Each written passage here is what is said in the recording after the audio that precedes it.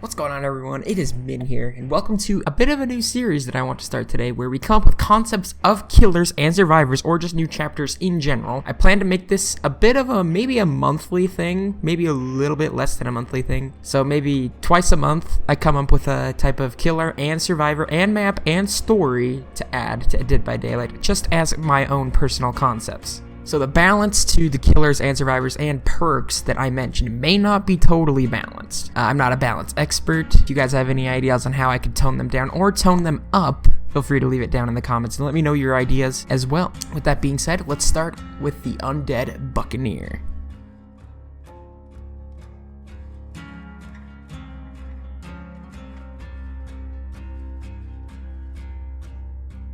The Undead Buccaneer is a pirate who is obviously not alive. The weapon he would use, an eroded scimitar. His speed is 115% movement speed. His tear radius is just as every other tear radius, 32 meters. And now we get to his power, which he uses the flash bombs. The Undead Buccaneer throws a handful of small flash bombs that explode on impact, briefly blinding the survivor and slowing them down as long as they are blind. This would only happen for around 2 or 3 seconds. When the bombs are used, he has to find survivor chests to refill. He can carry 3 different throws at a time. As a secondary ability, he can turn into a ghost for a very short amount of time, making him invisible, and with very specific walls can pass right through them. The Undead Buccaneer cannot go invisible when in a chase. While invisible, a piano song can be heard telling the survivors that he can't be seen. I wish I could show you guys a better visualization of this, but I think that description handled it pretty nicely. The Undead Buccaneer has 3 teachable perks. His first perk is Scallywag. You become obsessed with one survivor. Whenever you initiate chase with your obsession, all survivor items become unusable. You cannot change obsession no matter the circumstance while Scallywag is equipped. So this may be a bit broken, depending on if the obsession is being chased for quite a while, but I think it could be very interesting to slow the game down, slow healing down, just slow everything down quite a bit if they have items. The Undead Buccaneer's second perk is Sunken Treasure. For every pallet dropped on your head, you gain a token for up to 3 tokens. For every token you collect, you move 3, 6, 9% fast. You lose tokens progressively every 14 seconds. I had a bit of trouble coming up with a way for you to lose tokens, so I just settled on a progressive timer that you lose every 14 seconds. Seemed fine. I don't know if that was too much or too little. You guys give me your opinions on that as well. The Undead Buccaneer comes with a Hex perk and is called Hex Marks the Spot. This perk activates when 1 gen remains to be repaired, or 1 survivor is left. The exit gate switch and hatch are blocked by the entity until this totem is broken. 2 totems will light up to prevent camping of the totem. So this perk would be absolutely nuts for the end game, but that is why I said 2 will spawn, so the killer can't just stand in front of the one that is lit up. 2, he will have to guard 2 instead of just the 1. So that is it for the Undead Buccaneer. I hope you guys liked my concept for him. We're gonna move on to the survivor, Caroline Faye. Caroline Faye has always had a fascination with pirates since a young girl. She grew into a historian, going out on her first excursion to the Pacific Ocean in search of a pirate port that was legend for just disappearing one day. Only she believed she could find it. She arrived on where it was once believed to exist before falling asleep and never waking up in the world she knew again. Carolina Faye comes with 3 teachable perks. Determination.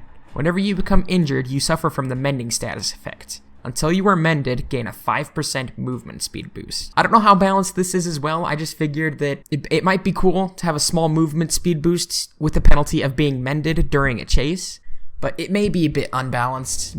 Putting you in a mending state might not be good enough punishment, but I figured it might be interesting. Her second perk is Fox-like. If you repair a generator for longer than 10 seconds, once you leave it, you leave no scratch marks for 5 seconds. This might be interesting if you want to be a little bit more of an immersed clutch type of player, getting that last gen done, running away if you hear the tear radius, and then coming back because you don't leave scratch marks. And her last perk is Always Listening. You can hear a killer's tear radius at 8 meters larger. Now you're thinking, why might this be useful? The killer might as well run Distressing with you with this perk, but if the killer is running something like Monitor and Abuse, it would basically negate Monitor and Abuse. And if you, I don't know, if the killer's coming to your gen, you might as well put this on to know if he's coming at you earlier.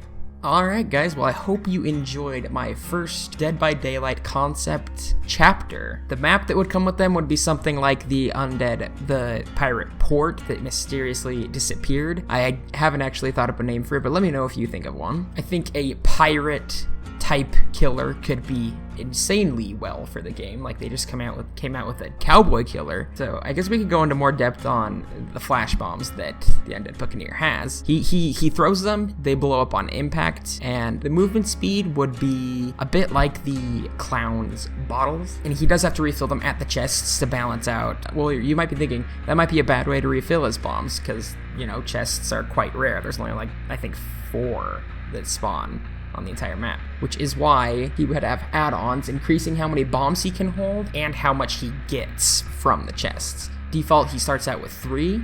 I didn't actually make any sort of add-ons, but the add-ons would just revolve around him going like faster in invisibility, how often he can use invisibility, what kinds of walls he can go through. Anyways, guys, hope you guys enjoyed this killer concept and survivor concept. If it was a bit strong, I understand that. I'm not a perfect balance type of person. I hope it was interesting for all of you nonetheless. I'm excited to make my next one, and I'll see you guys later.